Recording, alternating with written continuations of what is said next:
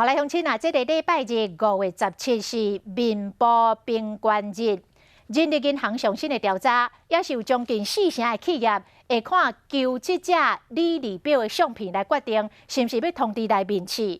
啊，有1/4的企业伫咧面试的时阵，会看伊生做好看，或者是歹看来决定是毋是要甲请。啊，看伊好看甲录取了后，开始来上班。有高达6成的企业后悔了，讲当初实在无应该以貌取人。找头路囝你咧面试面，敢真正有平权啊？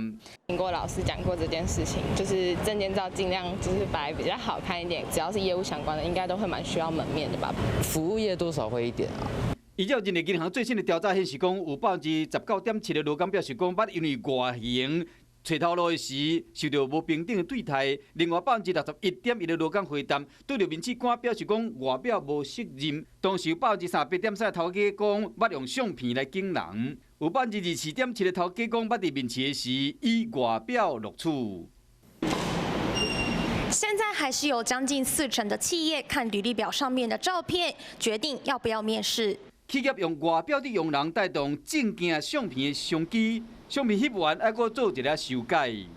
当然也不能落差太多啦，不过就是可以动一些，就是可以修整一些画面，这样子会给人家好的印象。是讲人力银行调查嘛显示讲，有6成的企业表示讲，真后悔当初以外表用人。才华不可能从脸上表现出来吧？